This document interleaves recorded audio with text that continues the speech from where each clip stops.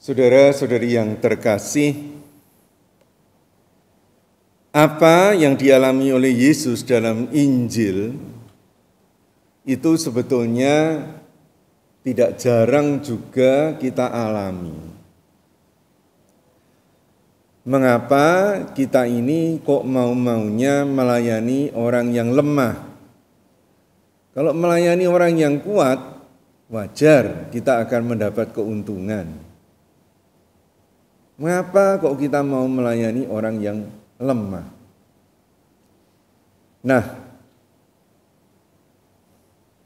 hal ini perlu kita pertanggungjawabkan. Bukan untuk kemuliaan kita, tetapi untuk kemuliaan Allah. Dan bukan hanya untuk kita juga harus memberi pertanggungjawaban ini untuk orang-orang yang selama ini atau dia akan datang akan mendukung kita.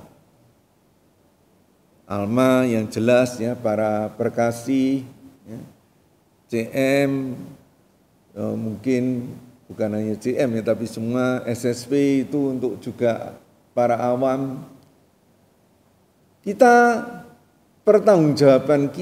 Jawaban kita itu akan membantu mereka juga untuk bisa mempertanggungjawabkan hidup dan karyanya untuk orang miskin. Memang untuk orang-orang yang mau bertanya untuk menguji seperti yang dialami oleh Yesus dalam Injil, barangkali kita tidak perlu menjawab.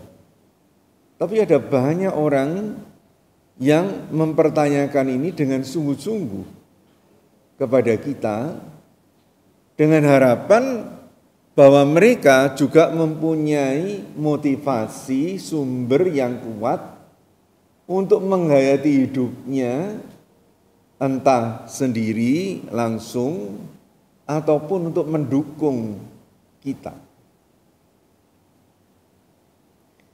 Nah, harapannya setelah hampir sebulan di sini, ya, kalian bisa menjawab, mempertanggungjawabkan ini. Ya.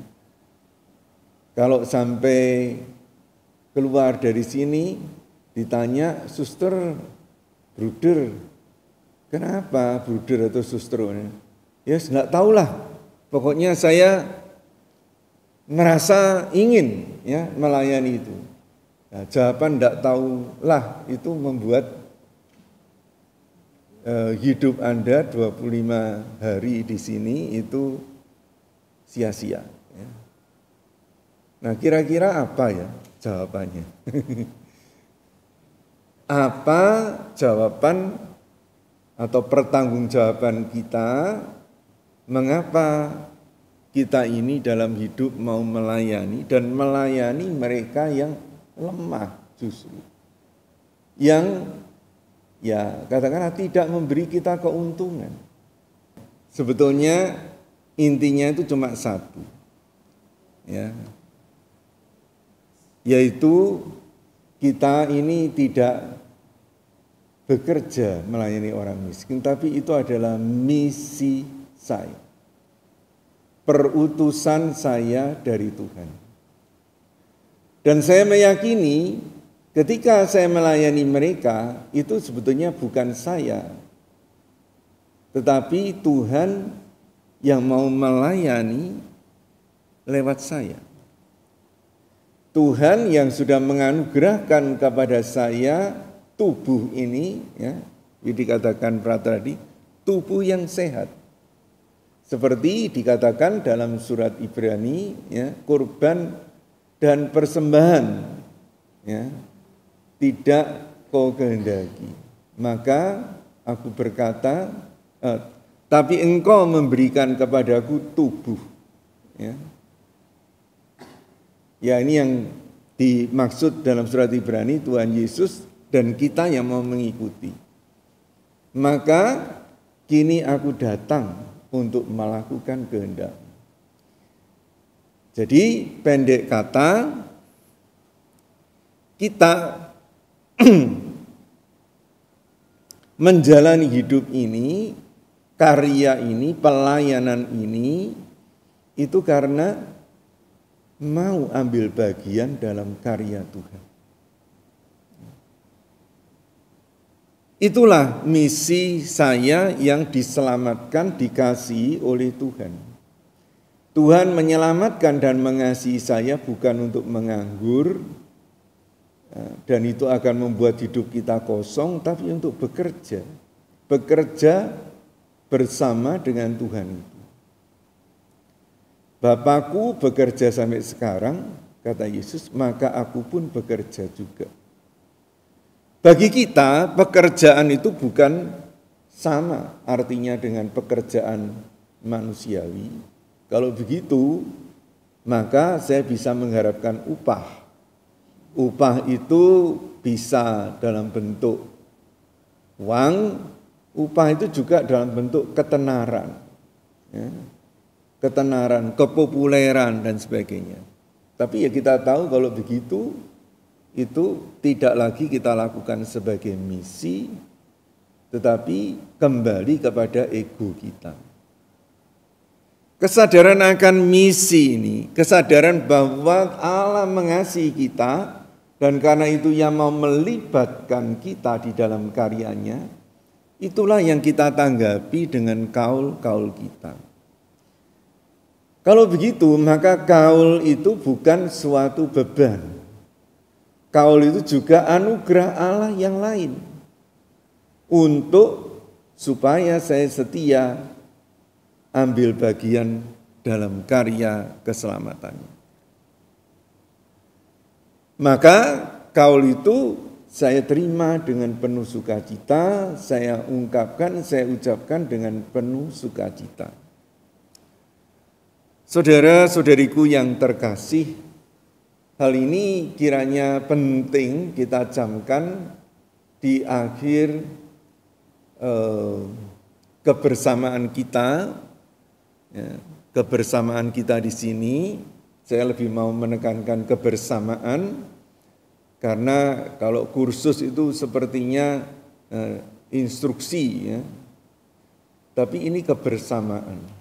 Memang ada pengajaran-pengajaran, tetapi pengajaran itu juga kita dialogkan. Terutama memang kita dialogkan dengan diri kita sendiri, dengan hidup kita, dan hal-hal yang mungkin belum kita mengerti, kita bisa tanyakan.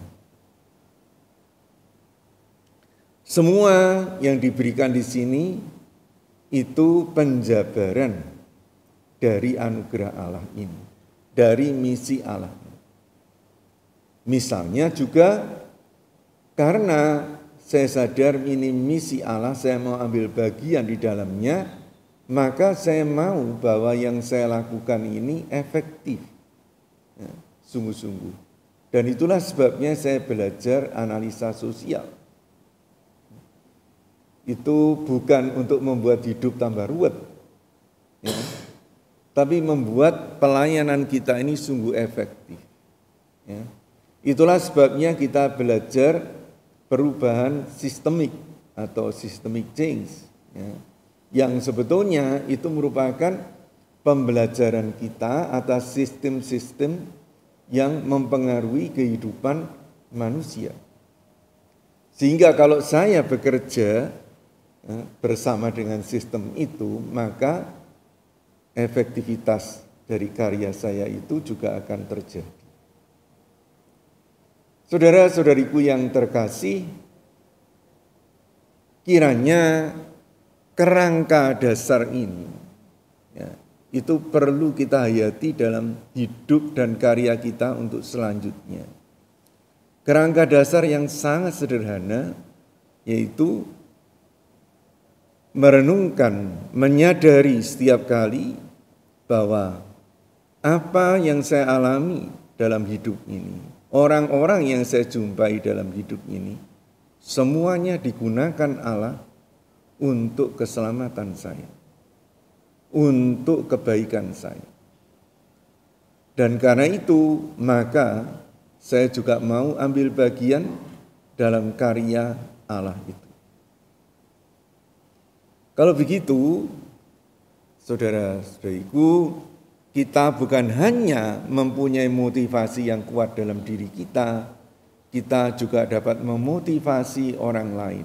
Karena siapa yang tidak suka dekat dengan Tuhan, siapa yang tidak suka ambil bagian dalam karya Tuhan.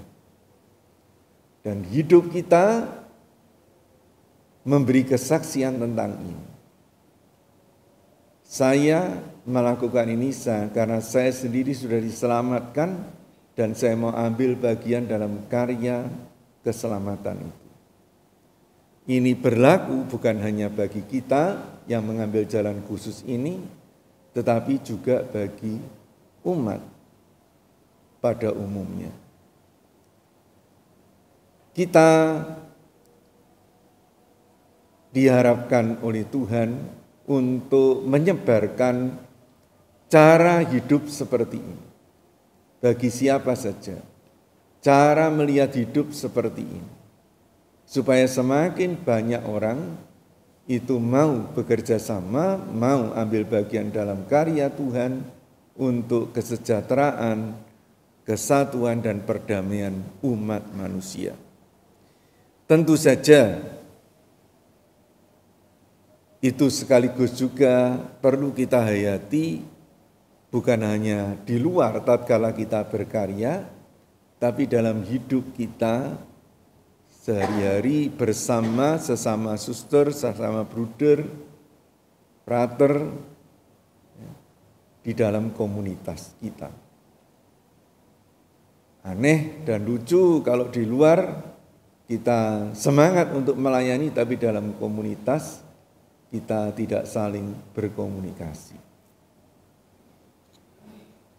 Semoga persiapan kita selama 1 bulan ini dan nanti kaul yang kita ucapkan dengan penuh sukacita itu juga menjadi jalan hidup kita untuk selanjutnya. Amin.